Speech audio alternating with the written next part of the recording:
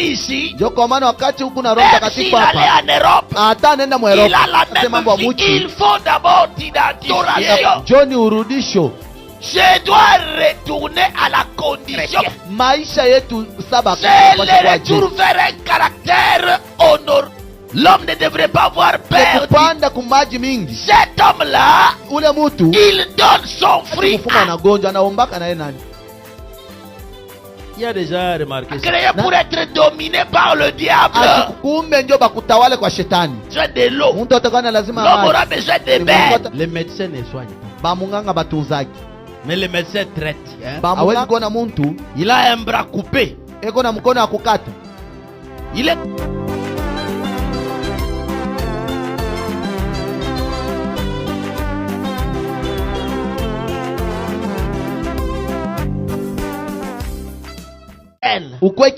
Que tu sois jaune, que tu sois noir, que tu sois blanc, que tu sois que tu sois même rouge. Le sang qui circulait dans ton corps, il a une couleur.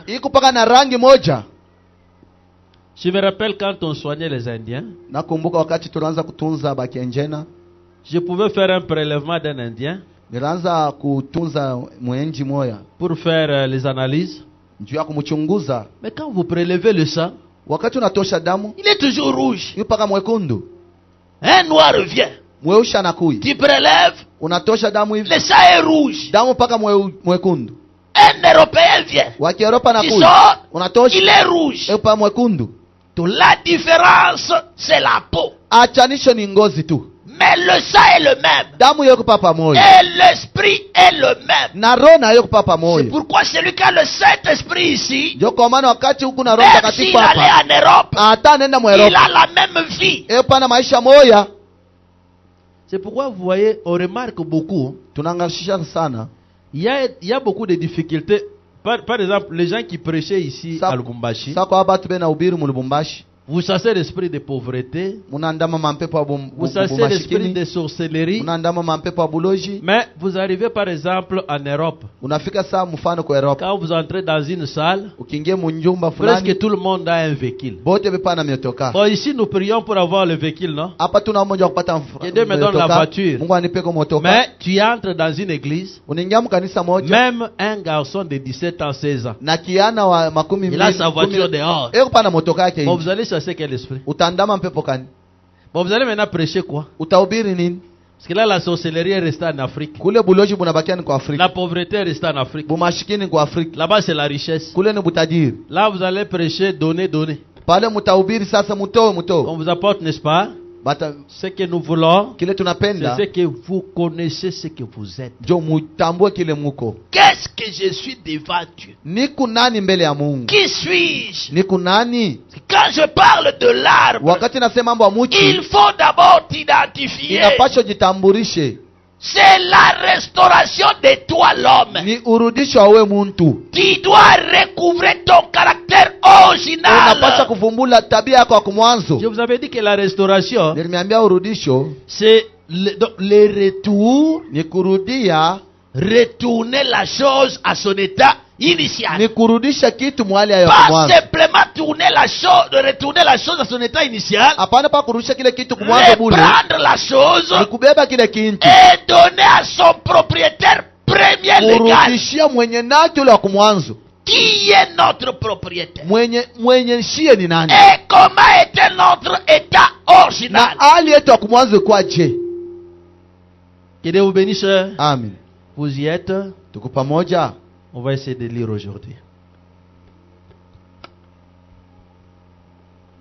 La restauration est quoi? Le fondement fondamental pour la foi. Nous sommes au paragraphe 9. Écoutez pourquoi l'homme a été créé. Dieu a créé l'homme. Pourquoi? C'est la restauration. Je dois retourner à la condition que Dieu avait prévue pour moi. Aujourd'hui on tombe malade. Aujourd'hui on a des problèmes. Mais Dieu veut me restaurer. Et s'il faut que je sois restauré, quelle est ma position que je dois adopter? Comment j'étais d'abord? C'est comme quelqu'un qui doit savoir comment j'étais, comment je suis. Est-ce que la position première est celle deuxième? Quelle est la position qu'il faut préférer? Est-ce que c'est que tu es là? La façon que tu vis, c'est la façon que tu devrais vivre. Tu commences à pécher facilement. Une maman peut insulter son enfant facilement. Un frère peut voler facilement. Quelle est l'attitude qu'on doit adopter? Quelle doit être notre manière en tant que chrétien? C'est le retour vers un caractère honorable, un caractère de domination. Je dois dominer tout ce qui n'est pas de Dieu. Tu sais, quand Dieu a créé l'homme, l'homme dominait l'air. L'homme dominait la terre. L'homme dominait l'eau. Est-ce qu'on me comprend? Est-ce qu'on me comprend réellement? C'est-à-dire, même quand je voyage en avion, je n'ai pas peur de crash. Donc je dois dominer même sur les oiseaux. L'homme ne pouvait pas avoir peur de l'aigle. L'homme ne devrait pas avoir peur du lion. L'homme ne devrait pas avoir peur des gros poissons ou d'être noyé dans l'eau. L'homme devrait être libéré partout. Mais quand on regarde aujourd'hui, l'homme a peur de tout. Il a même peur du cancréla. Il a peur même des souris. Mais c'est le retour à la position meilleure de l'homme. Comment retourner? C'est savoir là qu'on est posé. C'est pourquoi Psaume dit, heureux cet homme. Il est comme un arbre qui est planté près d'un courant d'eau. Cet homme-là, il donne son fruit à sa saison. Tout ce qu'il fait lui réussit. Que Dieu vous bénisse. Il est planté près d'un courant d'eau. C'est comme ça qu'il retourne à sa bonne position. Et c'est comme ça qu'il retrouve sa position initiale. Comment? C'est en retournant à la position quand on est aux côtés de l'eau. C'est pourquoi Josué dit, tu veux retourner à ta position, tu veux réussir, méditer la parole de la loi. Moïse l'a prescrite, ne va ni à gauche, ne va ni à droite, soit au milieu, là tu réussiras. Il n'y a pas de réussite sans Jésus. Il n'y a pas de réussite sans la parole de Dieu. Oh, je ne mets pas au monde. Je vais voir les devins pour qu'ils me donnent des enfants. Les devins ne donnent pas les enfants. Les devins n'ont rien. Mais quand les devins tombent malades, ils demandent au ciel.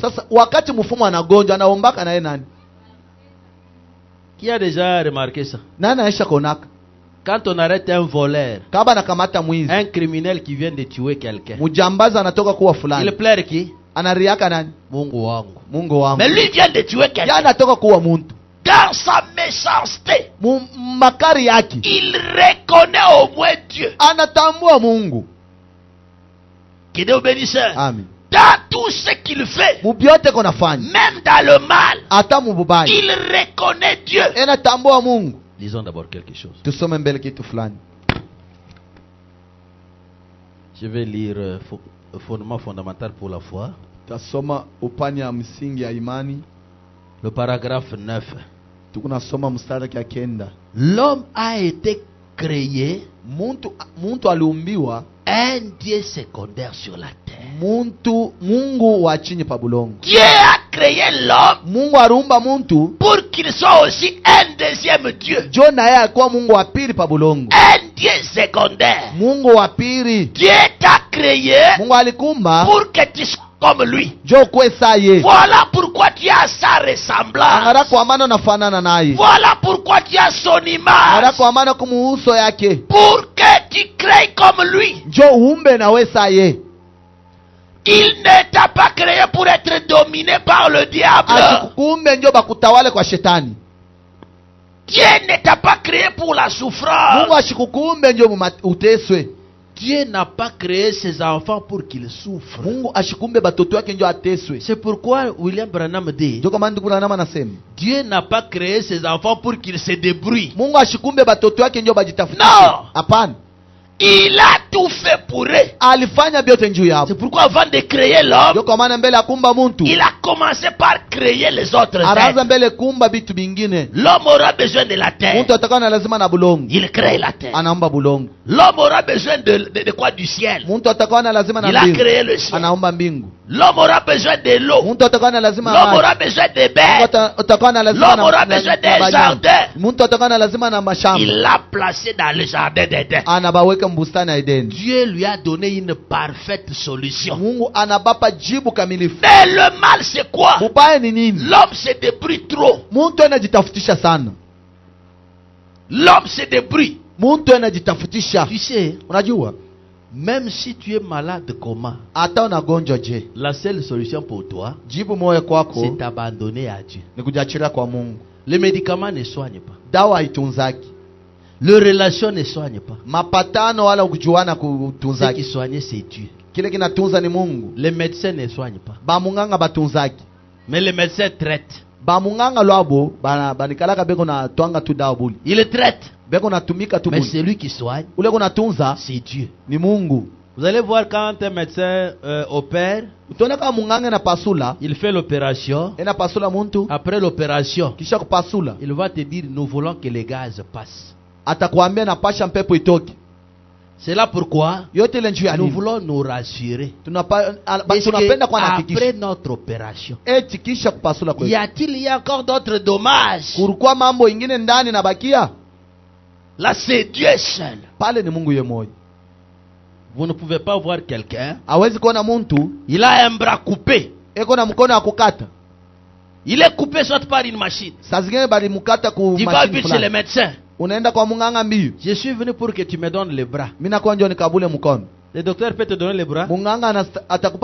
Il va te donner une porteuse. Mais ça ne sera pas ton bras.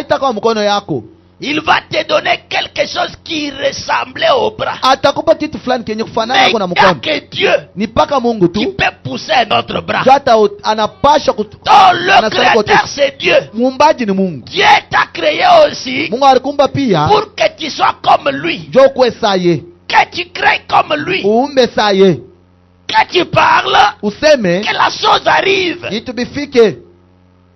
Mais l'homme s'oublie. C'est pourquoi cet arbre-là est tombé. Cet arbre en tombant, ça a créé l'oubli dans la nature de l'homme. Or l'homme doit être retourné à sa position pour qu'il reconnaisse son droit légal. C'est la restauration de l'arbre. Cet arbre d'abord c'est toi. Tu dois connaître comment j'étais au départ, comment je suis maintenant, et comment revenir à ma position. Et la première condition, que l'homme sache d'abord que je ne suis pas à ma position. Vous m'entendez? Que l'homme réalise d'abord. Tu vois comment Jésus fait? Jésus est devant Nathanaël. Non, il est devant Bartimée.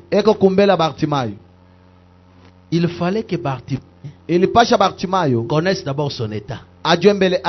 Bartimée, que veux-tu que je fasse? Il dit je voulais voir.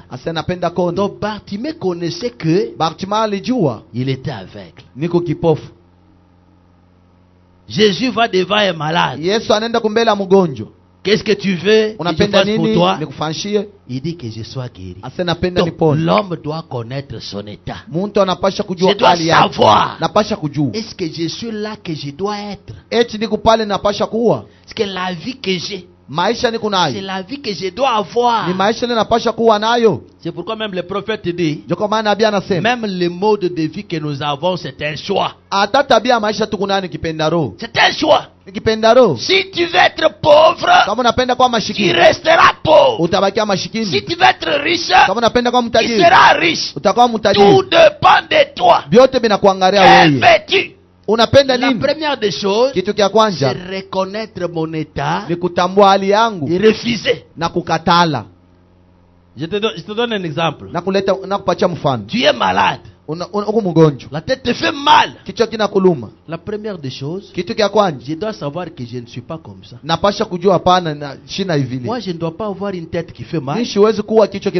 Mon ventre fait mal tous les jours. Tous les jours, j'ai mal au ventre. Tous les jours, j'ai l'estomac. J'ai l'hypertension. J'ai l'hypotension. Comment? Je dois connaître. Et puis j'ai dit, je ne suis pas malade. Et quand je prends la position, je refuse. Ça m'appartient. Je reste comme ça.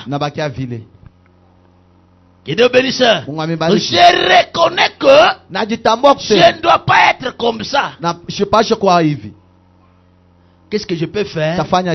Maintenant, je refuse ça.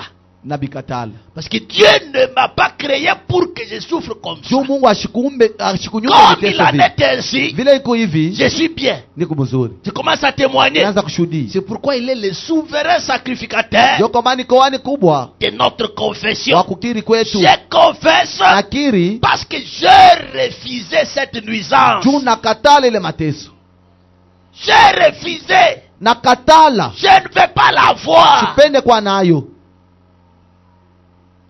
Quelqu'un d'autre, il y a eu dans une famille, on a mis au monde un enfant.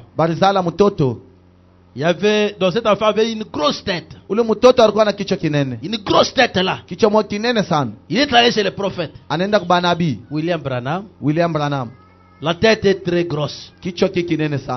Je voulais qu'elle prenne le volume normal. Je ne pense pas qu'on avait prié pour lui. On lui a demandé, tu veux qu'elle soit comment? Je veux qu'elle ait le volume normal. Aujourd'hui, il vient à l'église. Il prend une ficette. Il lit. Il dit, chaque jour la tête. Jusqu'à ce que la tête a pris sa volume. Donc, son volume normal. Pourquoi? Lui-même avait cherché une certaine grandeur. Il a refusé d'abord l'état qu'il avait. Il a préféré une grandeur qu'il voulait. Et c'est arrivé comme ça. Donc ça dépend de toi. Dieu ne t'a pas créé pour que tu vives la misère que tu as. Dieu t'a créé toi afin de dominer. C'est pourquoi il dit d'éditer cette parole de la loi. Qu'elle ne quitte pas ta bouche. C'est celle qui te met dans de bonnes conditions afin de produire le fruit. Afin d'être un bon chrétien, ta restauration est conditionnelle à la parole. Vivez la parole afin que tu vois comment ta vie change. Je parle un peu à Merabessa, n'est-ce pas? N'est-ce pas ça? Comment est-ce que je peux voir le changement dans ma vie? C'est comme je vous ai dit vendredi. Vous vivez sans atmosphère. Vous vivez sans atmosphère. Donc, c'est-à-dire, même si tu chantes, mais il y a l'atmosphère à adopter afin de produire quelque chose. Quand bien même tu prêches, il te faut l'atmosphère pour produire quelque chose. Sans atmosphère, il n'aura rien. Et cette atmosphère est causée par la parole. C'est pourquoi je vous ai dit, si vous avez le temps même de lire la parole, elle va beaucoup vous consoler. Je reprends un peu la question de vendredi. Que celui qui a la Bible soulève sa Bible. C'était la question de vendredi. Ah, les gens sont des têtus. Têtus. Kichomaibwe. Hein? Pas la Bible du téléphone. Parce que moi ici, j'ai la Bible du téléphone, mais le téléphone a compliqué. Si je n'avais pas ma Bible, comment est-ce que je pouvais prêcher? Donc le téléphone n'a pas une bonne Bible. Donc c'est la Bible qui vous le téléphone conditionne votre Bible. Qui a la Bible qui soulève? Maman, t'as ta Bible? C'est la Bible du sac. Une, deux, trois, quatre. Côté frère, un frère. Bon, une autre question. Que celui qui a le téléphone d'Android. Soulevez un peu le téléphone. Oh, vous n'en avez pas? Ça va, je commence par retirer. Frère, donnez-moi ton téléphone. Donne-moi ton téléphone. Ce qui est dans les poches. Donnez. Frère, donne-moi ton téléphone. Donne le téléphone. Donne aussi ton téléphone. Mais qui a le téléphone? Soulevez un peu. Frère, donnez-moi encore. Donne-moi aussi. Parce que tu ne veux pas montrer. Merci beaucoup. Que Dieu vous bénisse. J'ai combien d'Android? Hein? Frère Kabao, ton Android. Papa, pour toi ça y est. Donne d'abord l'Android. Le papa de quelqu'un. Donne. Baba fulani. Donne papa. Regardez le nombre d'Android. Il n'y a aucun Android qui est de $50. Papa Jema, $50. C'est à partir de $100. La Bible n'a que $10. $10. Jonathan Wadi Monsanto. Oh, Jonathan. $10. C'est jusqu'à même à 15 000. Hein? C'est à $5. C'est presque 12 000 francs. 12 000. Parce qu'il n'y a pas beaucoup de références là. 10 000 francs, 15 000 francs. 10 000, 15 000. Tu as la Bible. Mais les gens ont même peur de la Bible. Mais vous lisez quoi? C'est pourquoi même j'ai dit, quand je vais vous faire je vais vous parler un peu des offices. Qui va lire? Vous allez me faire un travail bâclé. Personne ne lira. Si on a trop de problèmes, parce que les gens ne lisent pas. J'avais dit même pour l'ordre ici. Lisez. Ne vous référez même pas à moi. Lisez, posez-moi la question sur votre lecture. Parce que je n'ai pas bien compris mon office ici. Quand j'ai lu, je n'ai pas compris. Ici, le prophète veut dire quoi? La Bible veut dire quoi? Nous traitons sur base de ta lecture. Mais tu vois un frère qui vient. Pasteur, bon, vous voyez, moi je vois que pour ça hapa tunapaswa kufanya. Hatuna lazima akona kwako. Mimi naona huku nani ndio akona. Nous voulons que Dieu voie et Dieu a déjà vu. Tunapenda Mungu aone. Mungu anataka kuona. Et il nous dit ce que nous devons faire. Na tuambie kile tunapaswa kufanya. Pas question de toi. Hapana mambo yako wewe. Oh moi je vois. Oh mimi naona. Tu vois quoi? Mimi naona. Unaona nini?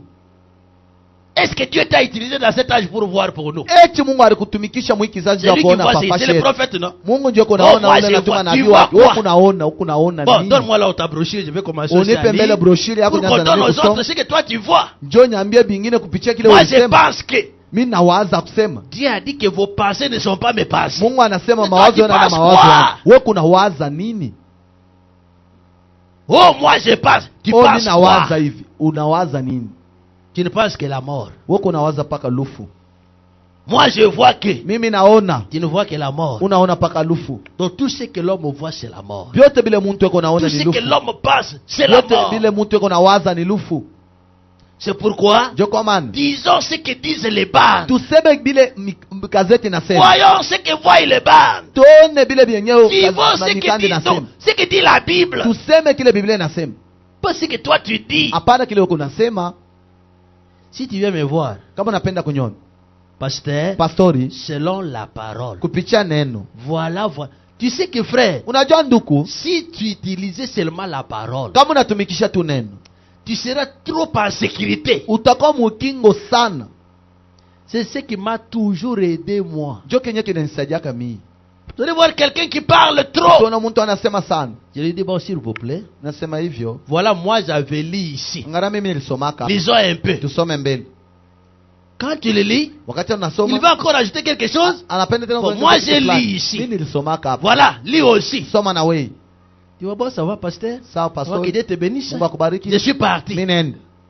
Il a répondu à la parole. Anajibia kuneno. Si réellement c'était par les idées, moi je pense, on va faire toute la journée, on ne saura qui a raison, qui a tort. Écoutez ce que Dieu a voulu.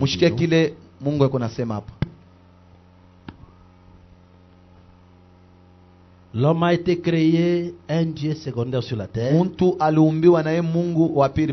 lui a été donné le droit de contrôler tout. Tous les éléments sur la terre. C'était Adam. Il avait été donné à Adam tous ses grands pouvoirs. Le premier Adam, tous les pouvoirs qu'on lui a donnés ici, il a échoué. C'est pourquoi depuis Éden, on n'a pas gardé cet arbre de vie. Adam a échoué. Il a mangé le fruit. Il a été chassé dans le jardin d'Éden. On a restauré encore Adam. Le Seigneur Jésus-Christ. Quand il revient avec la même parole, la manger, c'est la vie. La raisonner, c'est la mort. C'est ce que le deuxième Adam a fait. Il est revenu avec la parole qui est l'arbre du commencement. Quand tu manges, tu vis éternellement. Tu ne manges pas, tu meurs. La parole de Dieu. Mais le mal c'est quoi? Les gens aiment bouffer l'arbre de la mort, qui est l'arbre du raisonnement. Quand pasteur disait, il voulait dire. Quand il a dit, il voulait dire. Ne dites pas ce que je n'ai pas dit. Dites-moi ce que la parole dit. C'est ça l'arbre de la vie. C'est la parole. C'est l'arbre de la vie. Mais toi, dis-moi ce qu'elle dit, afin que je mange et que je vive. Que je mange de son fruit et que je vive éternellement. Vous y êtes?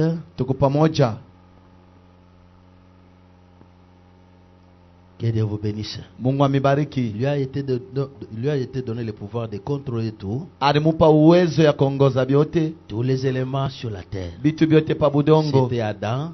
ilikuwa ni Adam. Il avait été donné à Adam tous ces grands pouvoirs. Alikabula Adam ile uwezo yake Mais yote. alors, Sasa le pouvoir lui a été donné pour faire son choix. ile uwezo bali mkabula ndio afanye C'est kitendo par chake. cela qu'il est tombé. Ndio kupitia pale arangukia.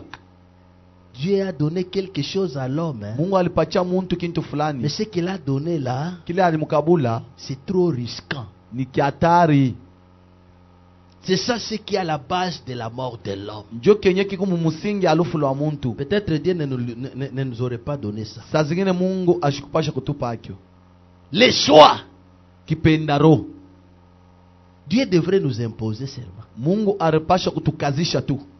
Mais comme dans l'homme il y a l'âme. Vile ndani ya muntu muku nafsi. L'âme, Nafsi c'est choisir le bien. njua kuchakula bizuri na bibaya. C'est pourquoi il a placé les choix. Ndio kwa maana areka kipendaro.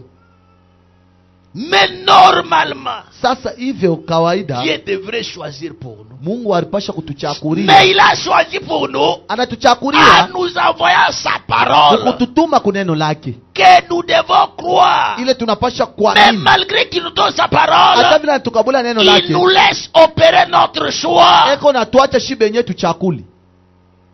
Quand je prêche ici, Wakati nahubiri hapa, si tu veux croire, kama unapenda kuamini, tu crois. Si uamini. tu refuses, Kama unakatala, tu refuses. unakatala. Il n'y a pas un fouet Hakuna derrière. mfimbo nyuma, Il n'y a pas de l'argent à donner. hakuna makuta ya kukabula. N'est-ce pas ça? Ana vile.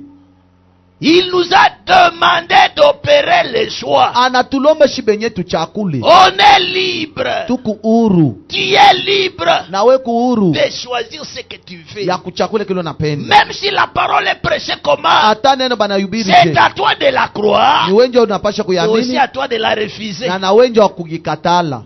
Le choix Kipenda roho dans l'homme, ndani ya muntu c'est difficile. biko nguvu. Papa? Baba, Pour opérer le choix, ndio kuchakula ce n'est pas facile. ana teketeke. Et Dieu dit, Mungu anasema je place devant toi deux voies. mineka mbele yako njia mbili. Choisis. Chakula. Mais Sasa il met aussi un livre à côté. anaweka tena kitabu Tu ne pembeni. choisis pas brutalement. Usinichakule mbio mbio. Avant de choisir, Mbele ya kuchakula lis d'abord. soma mbele. Qui Dieu bénisse. Amen. Ne choisissez pas brutalement. Hapana kuchakula mbio Mais mbio. avant de choisir, Mbele ya kuchakula lisez d'abord. soma mbele. Ne perds pas un choix Hapana kuchakula sans lire la parole. bila mbele kusoma neno. C'est là qu'il y a la vie. Ndio kule kuko uzima. Quand tu commences par opérer les choix, Wakati unaanza kuchakula, lisez la parole après. unaanza kusoma neno kisha Cela complique. ile bitavuruka. Commencez par lire Anza mbele kusoma et opérer les choix. na pale utachakula. N'est-ce pas ça? Ana vile C'est comme ça quand vous avez des frères, des petits ici, hivi. Mungu na batoto hapa ils sont en train de... Frère, prenez ces chaises-là. mbebele mabichi. Il n'y a pas un serviteur de Dieu. Hakuna mtumishi Il y a wa Mungu. quelqu'un, prenez une, Kama laissez même une beba seulement. kichwa, acha hata kimoya. Laisse même une seulement. Hata kimoya. Je ne crois pas qu'il y aura 2-3 serviteurs. Sijui kama kutakuwa Vous allez batumishi voir wa que batatu. même avant de faire ce que nous on a appelé les choix multiples, Hata unaona wakati tunafanya on pose kuchakula la kwa question, on donne bamingi. maintenant les assertions. Ben uliza batu balete machunguzo. Vous allez voir qu'on commence par vous enseigner. Banaanzaka mbele kumifundisha. Vous avez d'abord l'enseignement Mbele munapata mafundisho et puis les choix après. kisha kuchakula kisha. N'est-ce pas ça? Ana vile. Même Dieu aussi Na veut, Mungu naye anafanya kazi. avant de faire un Mbele ya choix, kuchakula il t'envoie d'abord sa volonté, ena kutumia mbele qui mapenzi est yake. la parole. Ile kunena. À la croyance, Kuyamini. là tu peux faire un choix. Pale na wote chakula. Que Dieu vous bénisse. Mungu amibariki. C'est pourquoi ne faites pas un choix Ndio brutalement. kwa maana hapana kuchakula mbio mbio. Il faut beaucoup réfléchir. Napasha uwaze Et mbele. il faut vivre la Na parole. napasha uishi neno. C'est pourquoi la Bible dit, Ndio kwa maana Biblia cet inasema arbre, imuchi comme il est planté près d'un courant d'eau, vile banayotesha l'eau c'est na la maji. parole, Neno maji ni neno. comme la plante Vile ile muchi est vraiment incluse dans la parole, iko ndani ya neno. tout ce qu'elle peut vivre, Yote bila tafanya. que dit la parole. Neno inasema nini? Que dit la parole? Neno inasema nini? Un enfant de Dieu, Mtoto wa Mungu, pour tout ce qu'il entreprend, kubyote vile kunafanya, il se réfère à ce que la Bible a dit. inafananisha kile Biblia inasema. Je vais voyager. Napenda kusafiri. Qu'est-ce que la parole de Dieu dit? Neno ya pour Mungu voyager? inasema nini juu ya safari? Il est planté près d'un courant d'eau. Inapandia pembeni na maji. Et il se réfère totalement à l'eau. Inafananisha kwa maji. Qu'est-ce que Dieu me demande pour ce voyage? Mungu ananilomba nini kwa hii safari? Je voulais faire telle chose. Napenda kufanya kitu Quelle fulani. est la volonté de Dieu? Mapenzi ya Mungu ni nini? Je voulais faire telle affaire. Napenda kufanya Je affaire voulais fulani. investir dans ça. Napenda mbele Qu'est-ce kuzidisha que muhimu. Dieu a dit? Mungu anasema nini pa hii? Maintenant, c'est pourquoi on vous a toujours demandé de consulter le pasteur. Ndio kwa maana bali milombaka mwanze kuuliza mbele pastori. Parce que le pasteur prend la fonction de Dieu au milieu. Ndio pastori eko na kazi sabu Mungu katikati yetu. N'est-ce pas ça? Ana vile Quand vous prenez la fonction là, ukibebe ile kazi, quand vous les considérez comme ça, wakati muna ikabula bei Dieu vous vile, conduit aussi comme ça. Mungu naye atamiongoza vile. Quand vous négligez aussi comme ça, Kama mnaachilia vile, Dieu aussi néglige comme Mungu naye ça. atamiachilia vile. Vous y êtes?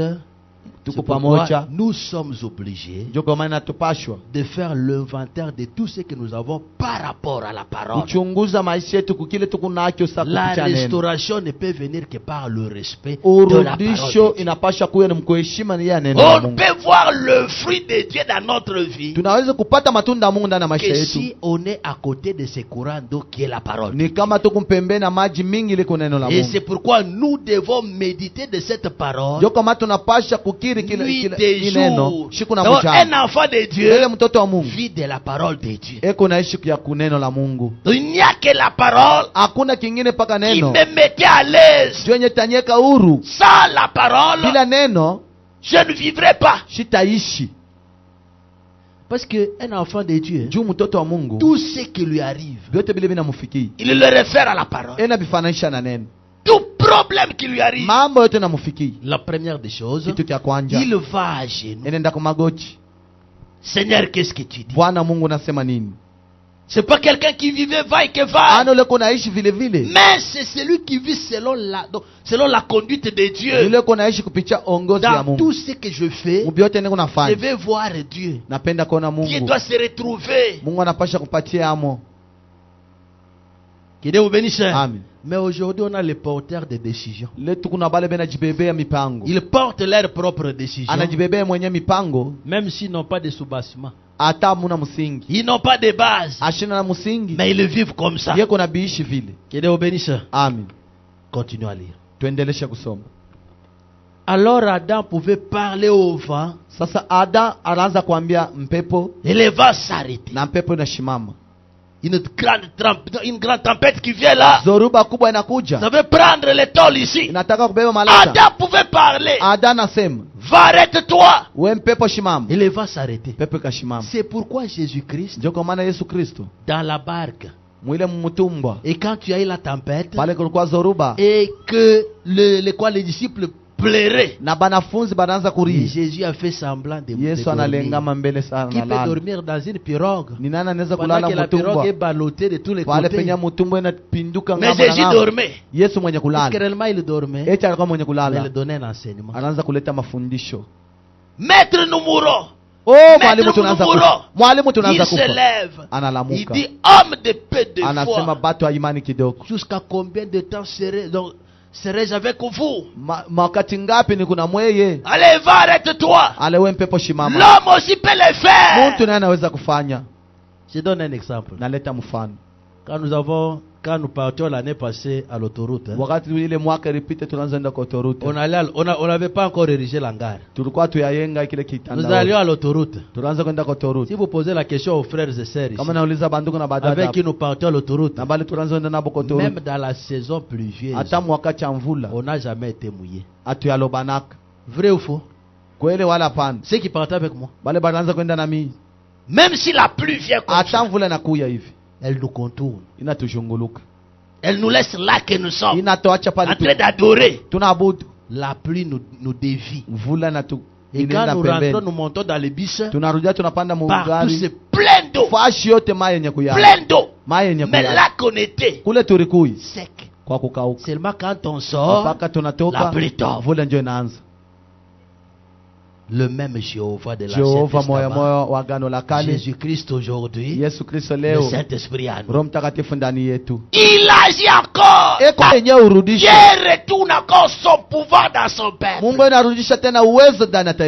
a été créé pour qu'il domine. Il était un Dieu secondaire. Mais le péché a éloigné l'homme. Mais Dieu veut que l'homme recouvre son pouvoir. Même ce matin, il veut que tu trouves ton pouvoir. Vous remerciez Dieu pour tout ce qu'il avait fait autrefois. Mais vous ne connaissez pas ce qu'il peut faire aussi dans votre vie. Dieu peut agir dans votre vie. Vous pouvez arrêter n'importe quelle maladie, n'importe quel esprit. Il vient vers vous. Vous le chassez. Même l'esprit de mort, même l'esprit de maladie, même l'esprit de blocage. Tout ce que le diable donne, ça peut s'arrêter.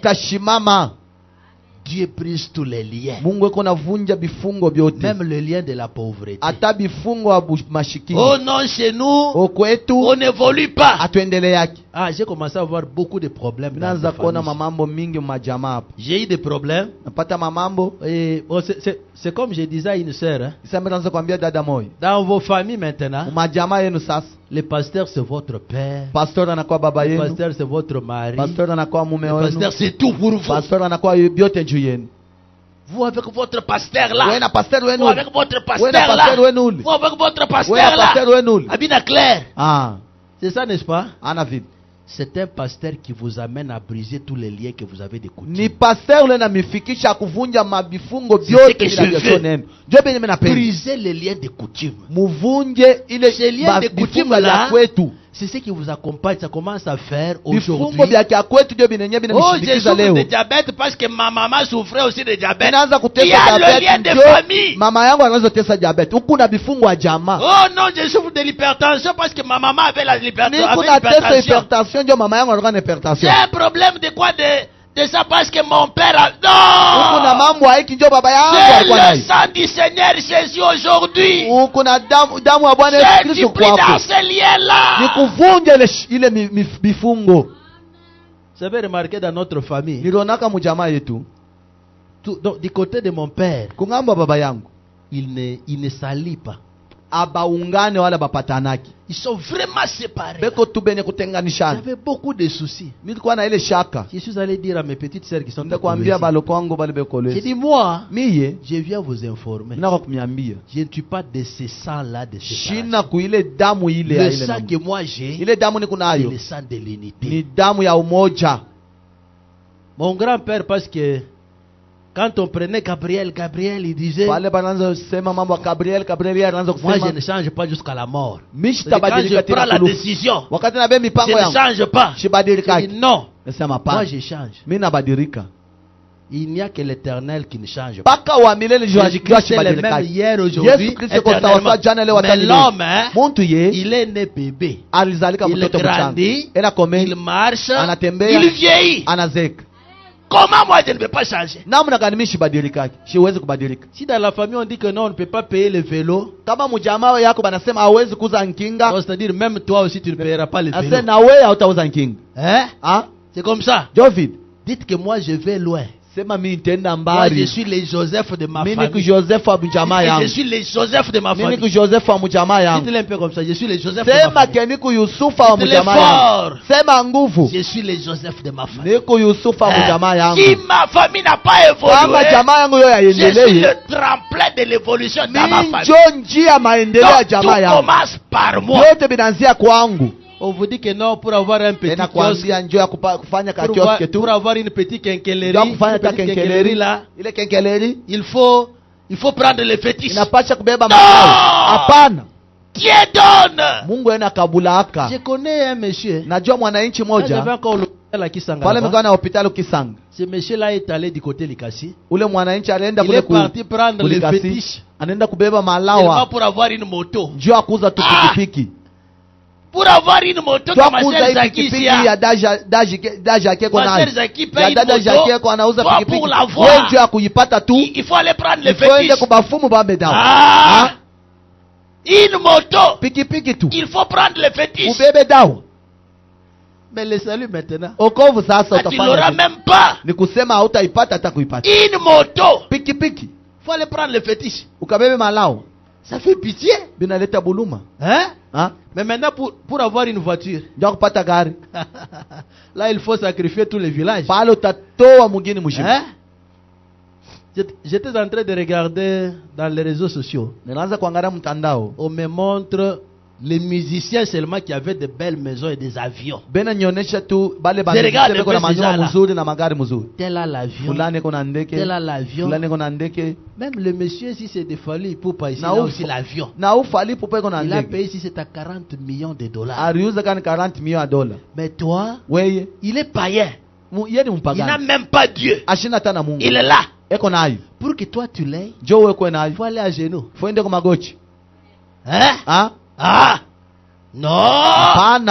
Il y a des choses que tu as retournées dans ta vie.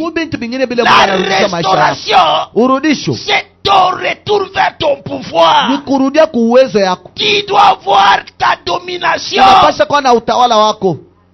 Tu sais, aujourd'hui seulement, Dieu peut t'orienter. Tu touches seulement un petit rien comme ça. Tu dépasses tous les richards du monde. Mais pourquoi il ne fait pas? Parce que ce qu'il a mis dans ton âme, c'est très grand. Il a mis le Saint-Esprit. Ça défie même les avions. Ça défie même la fusée. Ça va l'au-delà. Il a mis l'amour parfait. C'est plein.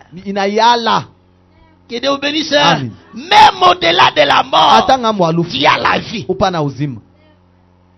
J'étais en train de réfléchir. Je disais, quand dans ma vie, je voulais aller très loin avec les études.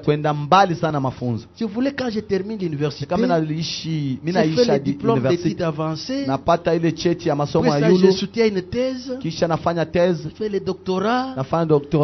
Après ça, je fais des recherches. Je deviens professeur de l'université. C'était comme ça. Mais un jour, Papa Donna est allé avec Papa Aimé.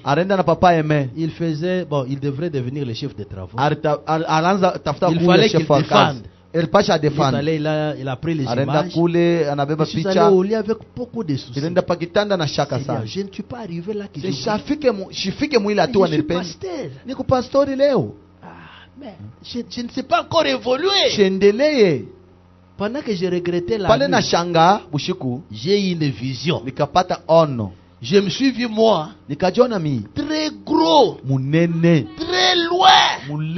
Je vois Papa Aimé, très petit, très court là-bas. On me dit que moi je suis, c'est plus grand que ce que les autres ont. Désirez vivre la parole de Dieu dans vous. Le pouvoir vous est retourné. Le pouvoir est à vous. On n'a pas le droit de pleurer de la maladie. On n'a pas le droit de pleurer de fièvre typhoïde. La paralysie. Et si c'est là, on n'en a pas le droit. Dieu l'a retourné au milieu de nous. Notre Dieu pardonne les péchés. Il pardonne. Même si vos péchés sont rouges comme de la cramoisie, j'ai la possibilité de le rendre blanc comme de la neige. Il dit il y a de l'espoir encore pour ceux qui vivent. Comme tu vis là, même si tu avais tué quelqu'un, même si tu es un sorcier répété, ta repentance anéantit tout. Même si tu as fait combien d'avortements? Oh, moi j'ai déjà avorté. Oh, moi j'ai fait ça. Même si tu avais couché avec ton papa, si tu viens ici, Dieu pardonne tout. Dieu restaure tout. Il te redonne ton droit. hali yako kumwanzo. Il te donne ta force. Inakupa nguvu yako. Il donne ton pouvoir. Inakukabula uwezo yako. C'est ton Dieu. Ni Mungu wako. C'est ton papa. Ni baba yako. Il te connaît. Anakujua. Il a retourné le pouvoir d'Adam. Alirudisha uwezo ya Adam. Adam pouvait dire à l'arbre, Adam anaanza kuambia quitte ici. Toka hapa. C'est pourquoi le prophète pouvait dire au taureau, anaambia ule toro, quitte ule là-bas, je vais prier. Anasema wewe toka pale utafuta kuomba. Le taureau s'agenouille. Ule toro pourquoi? C'est le pouvoir restauré. Ni uwezo yenye kurudishwa. Hein? Nous sommes au temps d'Adam restauré. La restauration de ce qu'Adam avait perdu. Aujourd'hui Dieu l'a restauré. Il a retourné le pouvoir et la domination. Il domine l'air. Il arrête le vent. Il domine sur la terre. Il domine même dans l'eau. C'est capable que tu le fasses. C'est possible. Tu peux le faire. Même ce matin, tu peux le faire. Il n'y a aucune maladie qui puisse résister devant notre Dieu. Il n'y a aucun pouvoir qui peut résister devant notre Père. Notre Dieu agit encore. Il agit même ce matin. Il pardonne. Il rétablit les droits. C'est la restauration. C'est le retour. C'est la restauration de l'arbre épouse. Le retour à ton pouvoir.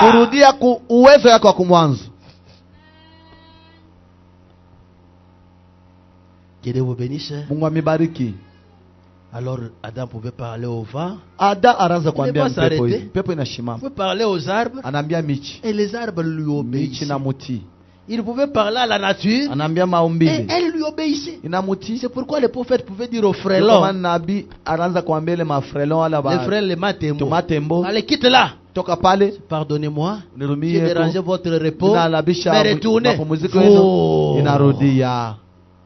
Mais toi tu as permis le moustique. Parle,